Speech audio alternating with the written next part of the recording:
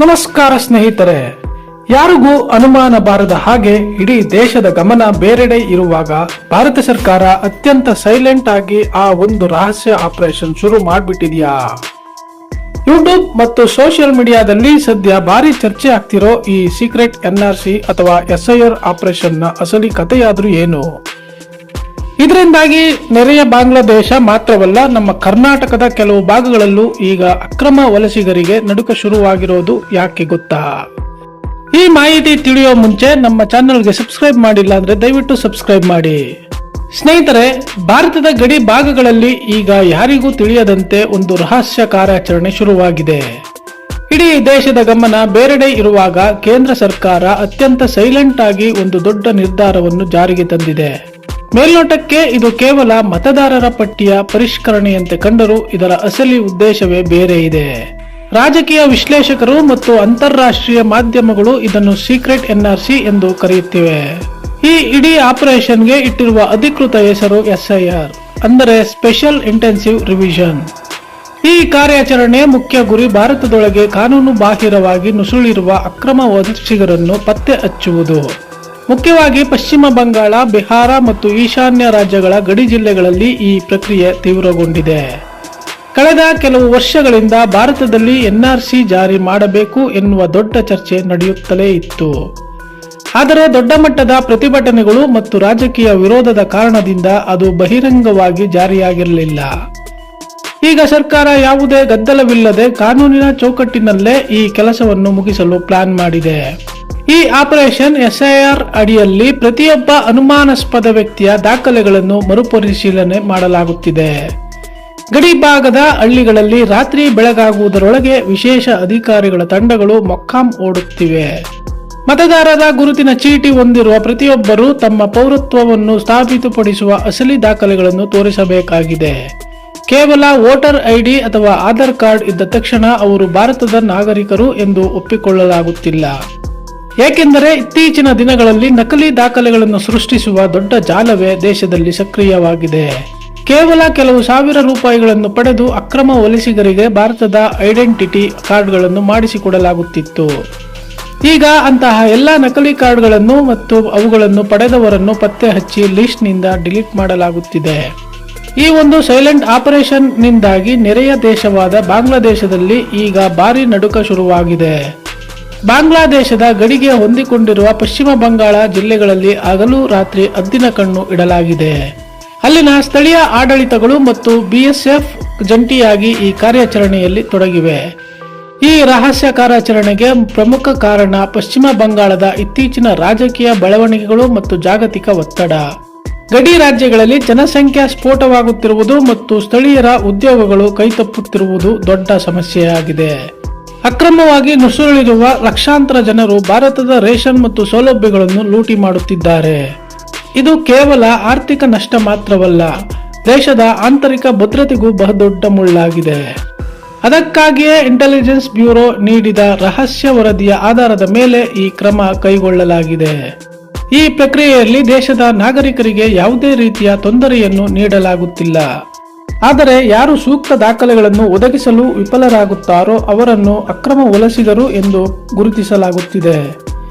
ಒಮ್ಮೆ ಈ ಲಿಸ್ಟ್ ನಿಂದ ಹೆಸರು ಡಿಲೀಟ್ ಆದರೆ ಅವರು ಭಾರತದಲ್ಲಿ ಕಾನೂನುಬದ್ಧವಾಗಿ ಬದುಕುವ ಹಕ್ಕನ್ನು ಕಳೆದುಕೊಳ್ಳುತ್ತಾರೆ.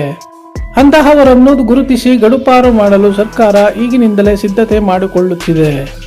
ಇದೇ ಕಾರಣಕ್ಕೆ ಗಡಿ ನಿಯಂತ್ರಣ ರೇಖೆಯ ಬಳಿ ಈಗ ಭಾರಿ ಬಿಗುವಿನ ವಾತಾವರಣ ನಿರ್ಮಾಣವಾಗಿದೆ.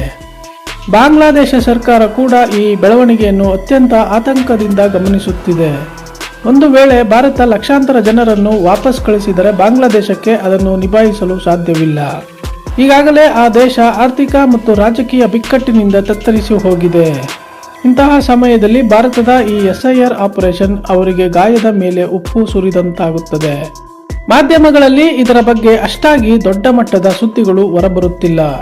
ಏಕೆಂದರೆ ಈ ಆಪರೇಷನ್ ಯಶಸ್ಸು ಇರುವುದೇ ಅದರ ಗೌಪ್ಯತೆಯಲ್ಲಿ ಎಂದು ಸರ್ಕಾರ ಭಾವಿಸಿದೆ.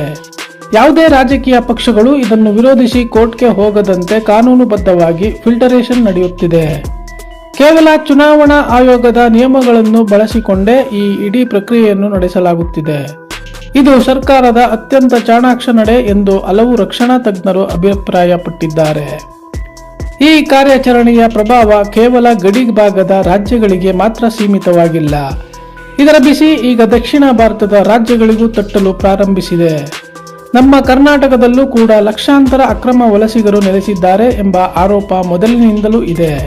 ಬೆಂಗಳೂರು, ಕೊಡಗು, ಮೈಸೂರು ಮತ್ತು ಕರಾವಳಿ ಭಾಗಗಳಲ್ಲಿ ಇವರು ಕಾರ್ಮಿಕರ ಸೋಗಿನಲ್ಲಿ ಅಡಗಿಕೊಂಡಿದ್ದಾರೆ. ತೋಟದ ಕೆಲಸಗಳು ಮತ್ತು ಕಟ್ಟಡ ನಿರ್ಮಾಣದ ನೆಪದಲ್ಲಿ ಬಂದು ಇಲ್ಲಿಯೇ ಆಧಾರ್ ಕಾರ್ಡ್ ಮಾಡಿಸಿಕೊಂಡಿದ್ದಾರೆ. ಈಗ ಕೇಂದ್ರ ಸರ್ಕಾರದ ಈ ಆಪರೇಷನ್ ಕರ್ನಾಟಕದ ಗಡಿಗಳಿಗೂ ವಿಸ್ತರಣೆಯಾಗುವ ಮುನ್ಸೂಚನೆ ಸಿಕ್ಕಿದೆ.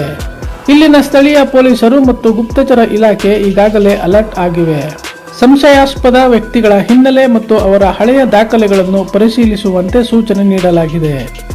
ದೇಶದ ಸಾರ್ವಭೌಮತ್ವವನ್ನು ಕಾಪಾಡಲು ಇಂತಹ ಕಠಿಣ ಕ್ರಮಗಳು ಅನಿವಾರ್ಯ ಎಂದು ಸರ್ಕಾರ ಹೇಳುತ್ತಿದೆ. ಮತ ಬ್ಯಾಂಕ್ ರಾಜಕಾರಣಕ್ಕಾಗಿ ಕೆಲವು ಸ್ಥಳೀಯ ನಾಯಕರು ಇವರಿಗೆ ರಕ್ಷಣೆ ನೀಡುತ್ತಿದ್ದಾರೆ ಎನ್ನುವ ಸತ್ಯ ಈಗ ಬಯಲಾಗುತ್ತಿದೆ. ಈ ರಹಸ್ಯ ಆಪರೇಷನ್ ಅಂತಹ ರಾಜಕಾರಣಿಗಳ ಆಟಕ್ಕೂ ಈಗ ಬ್ರೇಕ್ ಹಾಕಿದೆ. ಈ ಇಡೀ ಪ್ರಕ್ರಿಯೆಯಲ್ಲಿ ಡಿಜಿಟಲ್ ತಂತ್ರಜ್ಞಾನವನ್ನು ದೊಡ್ಡ ಮಟ್ಟದಲ್ಲಿ ಬಳಸಲಾಗುತ್ತಿದೆ. ಬಯೋಮೆಟ್ರಿಕ್ ಡೇಟಾ ಮತ್ತು ಹಳೆಯ ಜನಗಣತಿಯ ದಾಖಲೆಗಳನ್ನು ಪರಸ್ಪರ ಲಿಂಕ್ ಮಾಡಿ ಪರಿಶೀಲಿಸಲಾಗುತ್ತಿದೆ. ಒಬ್ಬ ವ್ಯಕ್ತಿಯ ಹೆಬ್ಬೆರಳಿನ ಗುರುತು ಹಳೆಯ ಡೇಟಾಬೇಸ್ನೊಂದಿಗೆ ಮ್ಯಾಚ್ ಆಗದಿದ್ದರೆ ತಕ್ಷಣ ಅವರನ್ನು ಸೈಡ್ ಲೈನ್ ಮಾಡಲಾಗುತ್ತಿದೆ. ಈ ಹೈಟೆಕ್ ವ್ಯವಸ್ಥೆಯಿಂದಾಗಿ ನಕಲಿ ದಾಖಲೆಗಳನ್ನು ಪತ್ತೆ ಹಚ್ಚುವುದು ಅಧಿಕಾರಿಗಳಿಗೆ ತುಂಬಾ ಸುಲಭವಾಗಿದೆ.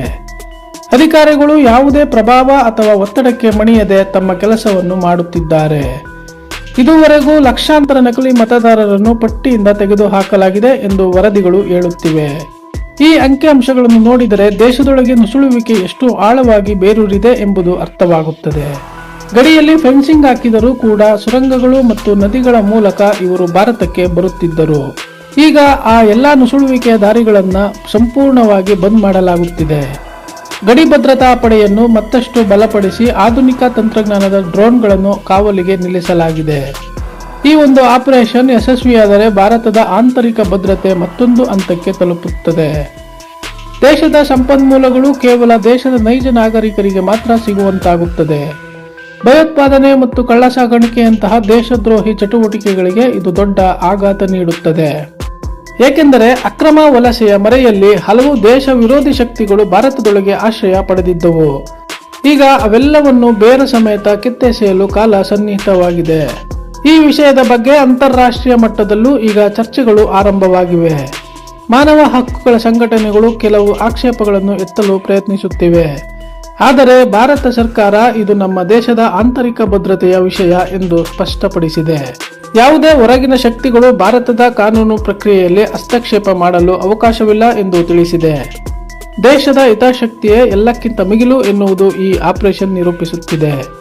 ಈ ಸೀಕ್ರೆಟ್ NRC ಅಥವಾ SIR ಆಪರೇಷನ್ ಮುಂದಿನ ದಿನಗಳಲ್ಲಿ ಯಾವ ತಿರುವು ಪಡೆದುಕೊಳ್ಳುತ್ತದೆ ಎಂದು ಕಾದು ನೋಡಬೇಕು.